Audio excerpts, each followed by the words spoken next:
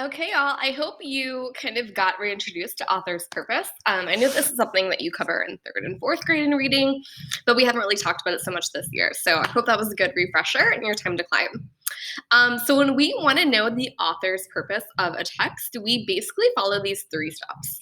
We read the text, then we ask, why did the author write this part? And then we want to jot our thoughts next to the text.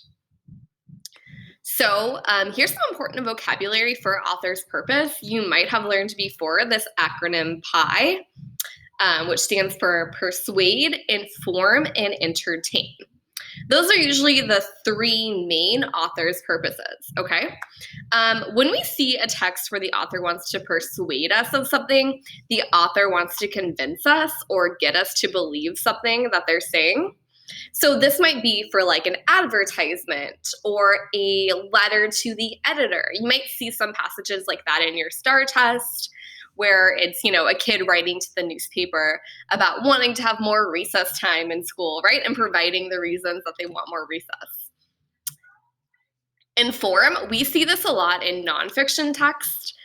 Basically, inform just means give us information. So if we see a passage about a topic in science or something in history, the author is basically wanting to inform us about that topic. And then the last one we see is entertain. And this is when the author writes to tell us a story that we're going to enjoy.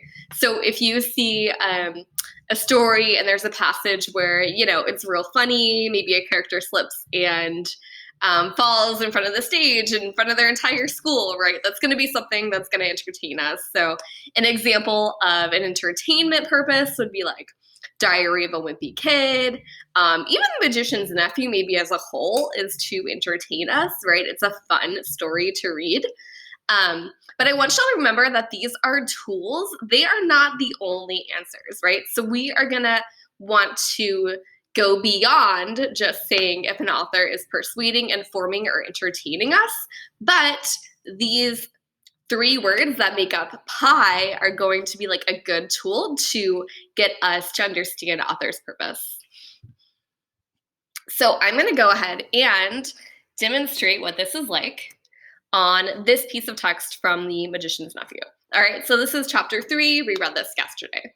I'm going to do step 1 and read the text. You could almost feel the trees growing. The pool he had just got out of was not the only pool. There were dozens of others, a pool every few yards as far as his eye could reach. You could almost feel the trees drinking the water up with their roots. This wood was very much alive. When he tried to describe it afterwards, Diggory always said, it was a rich place, as rich as plum cake. All right, so I've read this part of the text, right? I know it's from chapter 3. This is when Diggory is entering the other world by putting on the yellow ring, okay? And so I'm gonna now ask myself, why did the author write this part of the text? So why did C.S. Lewis write this part of the text? What is he trying to tell us? And so I'm gonna go ahead and insert my text box, and I'm gonna make sure that I am writing a college-worthy sentence. So I'm gonna say, the purpose of this passage is to, I feel like it's like informing me of something, right? It's letting me know about something. It's informing me of like how this other world looks, right? Or it's describing to me how the other world looks. I like the word describe better. So I'm going to say the purpose of this passage is to describe to the reader, that's us, right? How the other world looks. Okay. So I've got the purpose of this text, right? C.S. Lewis included it in chapter 3 because he wanted the reader to know how the other world looked. Okay, for our next slide, you've got to draw it, but I'm going to have you do this more of like a we do with your class. So you're going to go ahead and read this part of the text. You're going to follow the steps. So we're going to read first. Then with your class, you're gonna ask, why did C.S. Lewis include this part of the text in the book? And then you're gonna jot your thoughts together, okay? So this is one for your teacher to kind of guide you a little bit more on. All right, and then once you've got it, you're gonna do this one by yourself. So you're gonna read this part of the text, or maybe your teacher can help you out with the reading.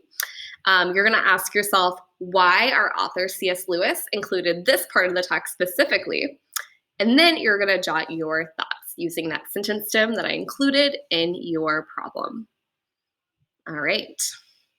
When you're done with that, you are gonna continue reading chapter 3 with your class. We've got about 4 pages left of chapter 3, and I've included some notes for your teacher. When you're done with that, we're gonna come back to our next video, and I'm gonna summarize our author's purpose activity and let you know what we're doing for the rest of class. Have a wonderful time reading and working this out with your class, and I'll see you in the next video.